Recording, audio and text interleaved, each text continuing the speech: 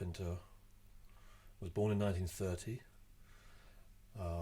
to very modest Jewish parents, an only child. His father was a tailor, his mother looked after the house. They lived in a very modest house in Hackney, down near Clapton Ponds. And, out of that acorn comes a writer who really changed theatre, won the Nobel Prize for Literature. Just recently they unveiled a blue plaque on his house in Hackney, and it is an extraordinary thing that this chap came out of such modest beginnings and really left an enormous mark as a writer. I mean, he started life as a poet. He wanted to write poetry from a very early age. I mean, really unusually early age to start writing poetry before puberty, and was exposed to an extraordinary inspirational teacher as a schoolboy. Fell in love with acting, fell in love with movies, with film noir, with Buñuel, with surrealism. I mean, he was precocious in terms of his appetite for literature, for learning, for culture, for film. And he was politically extraordinarily prescient and woken up by living through the war, living through being bombed, living through evacuation, separation from his parents. I think that generation was traumatized by the war, especially if they were Londoners. And all of that meant that he was like a sort of primed nuclear bomb in terms of his readiness when his moment came to explode onto the scene, which happens, as a 26-year-old he starts to write plays. Up to that point he was a working actor. But he suddenly starts to write plays. He writes 3 plays in a year in 1957. His career is almost destroyed before it begins by the critical reaction to The Birthday Party, but he gets a kind of toehold on a career, and then it just takes off. And by 62 or even earlier, because of the film of The Caretaker, he's beginning to be involved in movies. And he's really prolific, writing screenplays and plays for the theatre, plays for television, plays for radio, at the highest possible level of integrity, of artistic integrity, all through his life. I mean, really, right up to the end. Anything he wrote was stamped with this clarity, precision, economy, and an obsession with all kinds of issues that pop up in The Servant and in Accident, and he's pretty obsessed by the same sort of stuff all his life. By the time he wrote Accident, the screenplay, Pinter had been having a love affair with Joan Bakewell for at least 3 years. So he was himself embroiled in an extramarital affair. He had a kid, he had a wife, he had at least, one house. Here he was moving around in these very exciting worlds of the theatre and film and television. And now suddenly here he is writing a movie from a story about people maintaining a certain front, and in the background giving themselves permission and license to do all sorts of morally questionable things. So I do think there's an aspect of the material, certainly that Pinter was drawn to, having a direct relationship to what's going on in his life. I mean, I don't think one can get too specific about that, but I don't think it's not surprising to find Pinter writing about infidelity, writing about sexual obsession, writing about deception. What's so fascinating about Accident is the academic setting, the dreaming spires of Oxford, the heavenly punting scene down the river, and the presence of gilded youth, beautiful young people. I mean, it is a film about a serious crisis of middle-aged men, is it not? And how they cope with, in this incredibly hermetic, sealed-off, privileged world, a world which can lead to celebrity and television appearances and books being published, and it's a fantasy world. I mean, Oxford is a fantasy world. So, and to Pinter, it's an unknown world.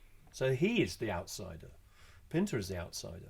Pinter's the outsider looking at the world of The Servant and looking at and how upper class people with inherited money view the world as something that they can dig up and build cities and then import the poor from another continent. Pinter's the outsider looking at these different worlds and different ways of thinking. So when he and Losey, fascinated by the class structure in the UK, fascinated by privilege and by what's going on underneath it, obviously fascinated by the idea that the upper classes live in fear of their servants waking up and deciding to behave differently.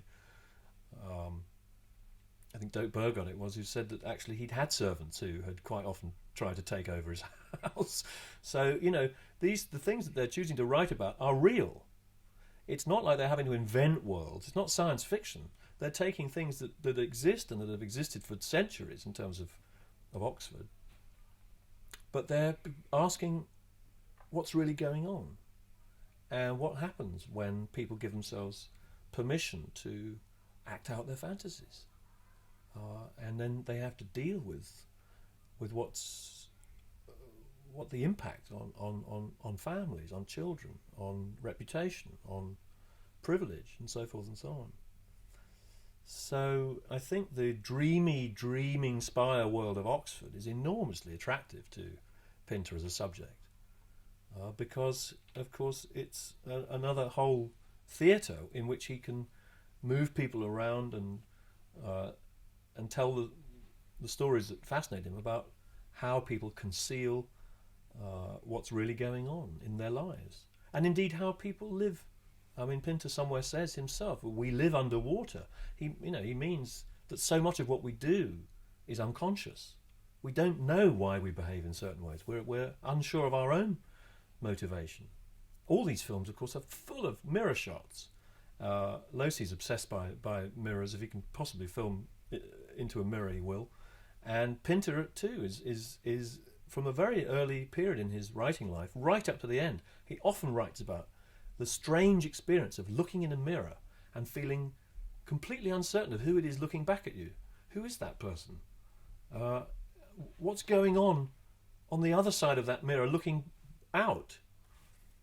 Pinter described his literary hero, Beckett, as somebody who had somehow managed to pass through that mirror and was writing about the real world, that somehow from the other side of the mirror we're looking into the world as it really is, which means we can never really be sure of what the world is from this place, given that we're subject to so much interference from our egos, from our desires, our appetites, what we want, the things we're prepared to do to get what we want. But underneath that, what's really motivating that? And that was something that completely compelled Pinter all his professional life, and Losey too, I think. We also see Pinter the actor in Accident in the scene, very funny, daft scene in probably it's meant to be BBC Television Centre in the 60s, when they had a famous flagship arts programme called Monitor, run by very idiosyncratic people with great passion for the arts. And Dirk Bogarde turns up in a producer's office at the BBC, and there's Harold Pinter behind a desk. You knew her well? I've been married for some years. Well done. Having the most enormous fun with this daft scene about this producer but it's also a very important little scene, because it's that character Pinter plays who says, do you remember Francesca, the provost's daughter? Because we're about to go into the sequence where Bogarde is unfaithful to his wife, who is in fact played by Harold Pinter's wife, with Francesca, the provost's daughter, who apparently he wasn't even thinking about until Pinter's character, Belle, says, do you remember Francesca? So it's a very important little scene, but one in which Pinter seems to be having the most enormous fun. What time are you going? I'm going now. Well, all right, sorry about all this. Give my love to Francesca.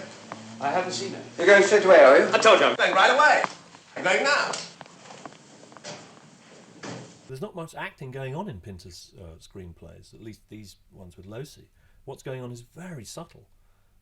What's going on is going on beneath the surface very often. What's going on is conveyed only by the tiniest flicker of an eye, or a half smile, or a glance, a breaking of the eye line. And these are the ways that Losi and an actor could together influence the creation of a character. But the character is so much related to what is going on, to the story. And in many ways, perhaps you could say that in Losi and Pinter's films, character is action. Character really is defined by what the characters do, rather than the way they behave or their the style of their behaviour. There's very little behaviour going on in a lot of Pinter's characters in these screenplays.